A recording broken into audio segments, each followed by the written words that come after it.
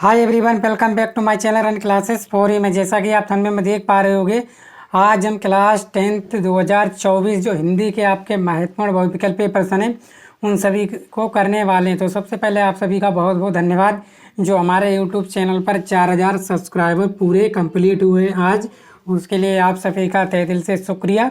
चलिए शुरू करते हैं आज का महत्वपूर्ण सेशन।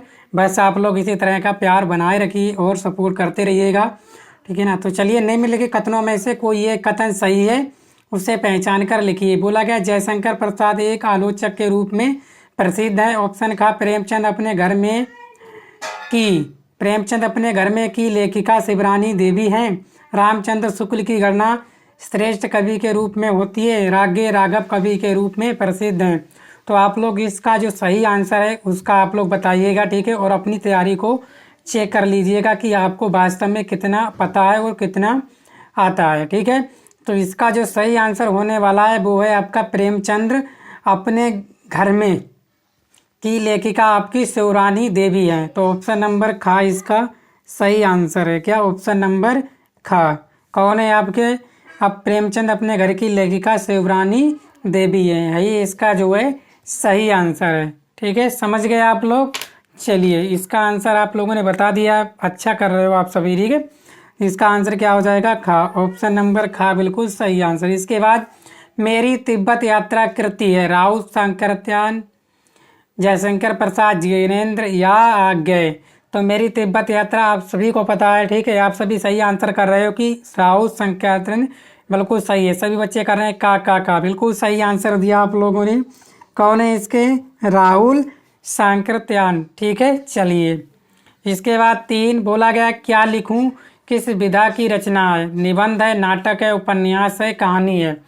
तो क्या लिखूं आप सभी जानते हो, ठीक है। आपका कभी कभी आपका निबंध भी लिखने को आता है, ठीक है ना। तो क्या लिखूं? क्या है आपका? एक निबंध है। क्या है? निबंध। ऑप्शन नंबर का बिल्कुल सही आंसर है, ठीक है। चलिए, आकाशदीप के लेखक हैं हजारी प्रसाद द्विवेदी, जयशंकर प्रसाद, प्रेमचंद या दिनकर।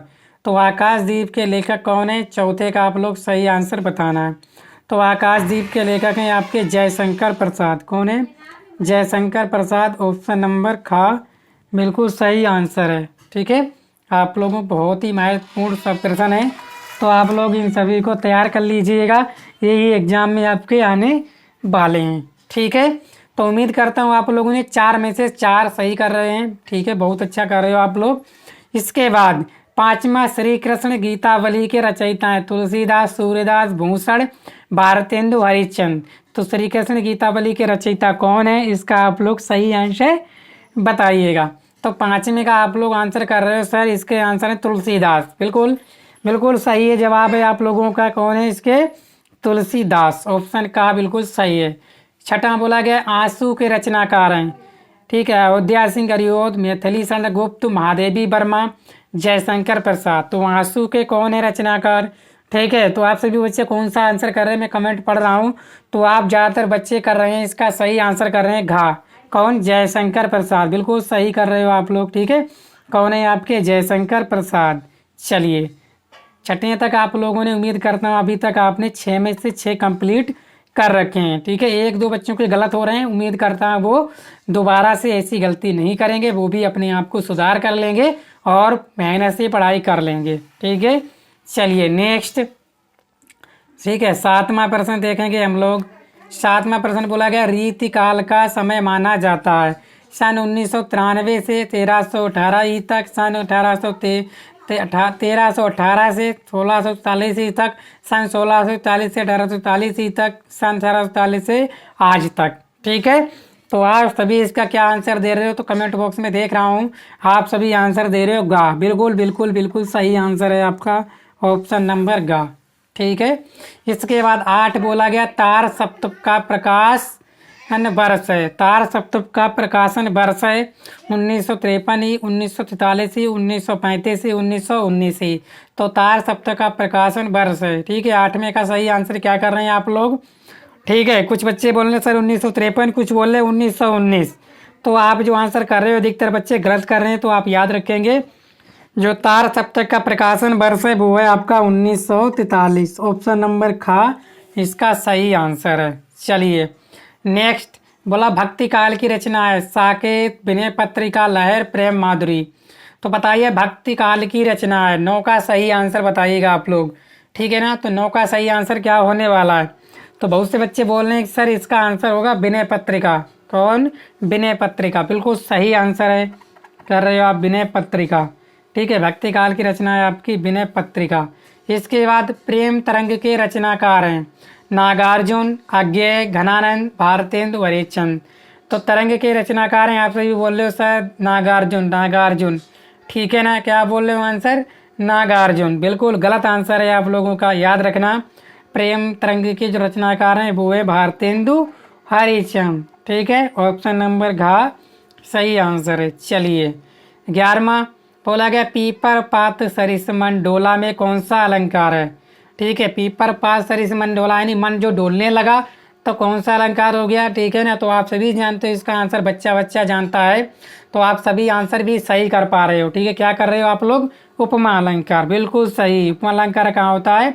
जहाँ उपमेय में उपमान की संभावना हो, ठीक है। ऑप्शन नंबर का सही आंसर कर रहे हो आप सभी। इसके बाद रोला के प्रत्येक चरण में कितनी मात्राएं होती हैं? 16, 20, 24, 28।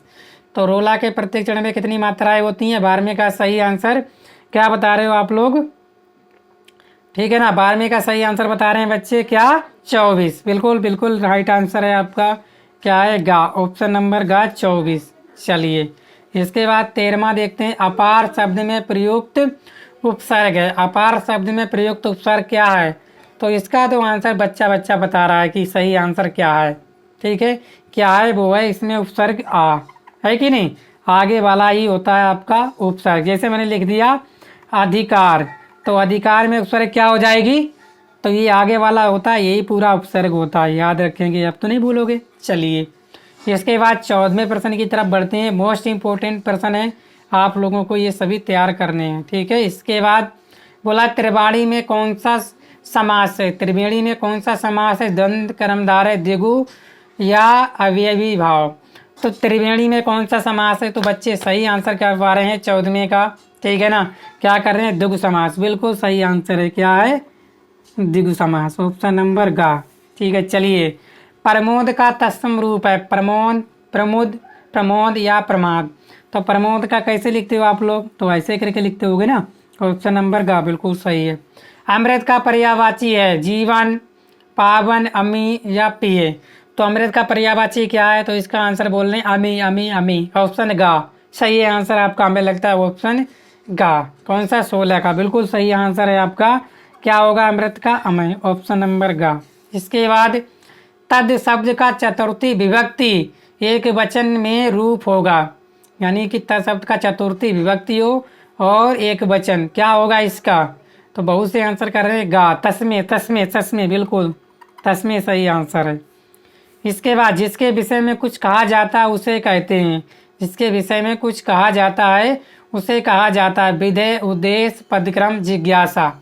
क्या कहा जाता है? 18वें का सही आंसर बोल रहे हैं बच्चे, क्या कहा जाता है? उद्देश्य। जिसके विषय में कुछ कहा जाए तब वो होता है आपका उद्देश्य, ऑप्शन नंबर खा सही आंसर है। इसके बाद संज्ञा की विशेषता बताने वाले शब्दों को कहते हैं, संज्ञा की विशेषता वाले शब्दों को कहते हैं, यानी जो संज्ञा की विशेषता बताते हैं उन्हें क्या कहते हैं? विशेषण या प्रविशेषण, अवयव या क्रिया। इसका सही आंसर बता रहे हैं बच्चे विशेषण।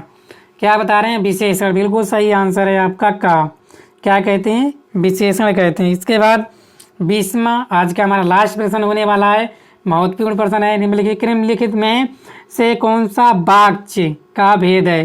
कर्तवाच्य, कर्मवाच्य, भाववाच्य, उपयुक्त सभी।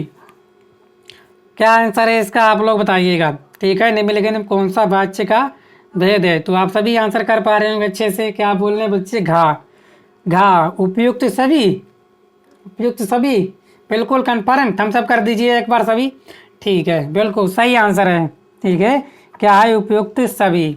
तो उम्मीद करता हूँ आप लोगों ने 20 में से 18 तो मैंने देख लिया आप लोगों ने सही किए हैं, ठीक है। 1-2 बच्चों के गलत हो जाते हैं, जिनके गलत हुए हैं वो अपना सही कर लेंगे, आगे से ऐसी गलती नहीं करेंगे, क्योंकि बोर्ड एग्जाम में अब की बार मुझे 90+ फोड़ना है, ठीक है, तो चलिए वीडियो को शेयर कर दीजिए अपने दोस्तों में, और चैनल पर पहली बार आए चैनल को सब्सक्राइब भी कर लीजिएगा। मिलते हैं नेक्स्ट वीडियो में। Thank you.